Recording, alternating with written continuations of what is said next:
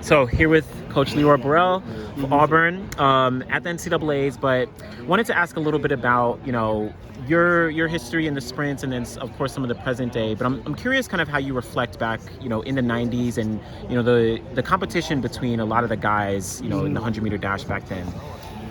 Well, I think it was, obviously it was fierce. I mean, there were some all-time greats and legends during our time, and I think the sport was in a transition phase from the purely amateur stance and model, I guess you'd say, to more of a professional model, or at least a model where you can earn money. And I think during that time it was probably, as far as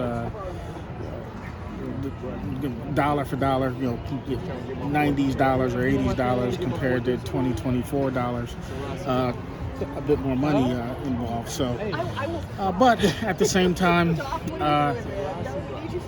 the exposure was quite different. There were more meets on television.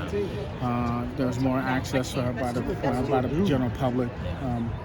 There were more spectators in the stands. But I don't want to.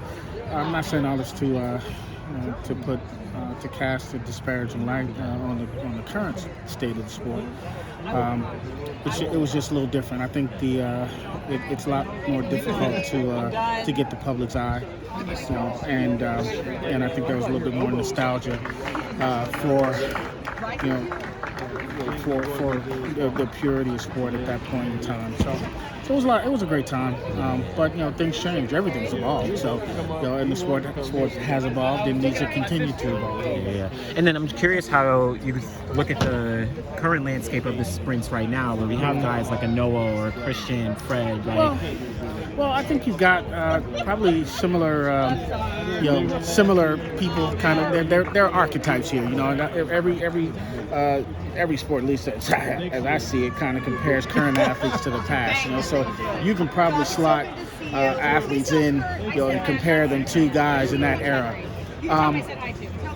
But I think what's important is that the guys need to compete against each other, and there needs to be a couple of those signature moments or more to really garner the public's interest, and that's what we really need. I mean, we gotta have some moments that really transcend the track and field community to help build the sport, and hopefully, some of the things that are going to happen this summer will be able to do so. And then just last question, everyone's been kind of talking a little bit about, world record. Of course, you've held it, a little bit. You and Carl kind of went back and forth. Mm-hmm. Do you think the current crop of guys are capable of potentially approaching that, 9.58 world record? Well, I'm always one to because I broke a couple of records in my day, to not put a limit on what people are capable of doing.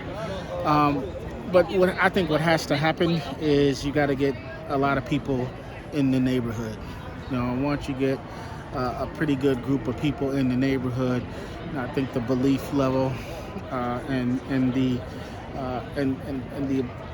mindset it takes starts to take over, and the competitiveness to kind of be on top of a really talented group of people starts to take over.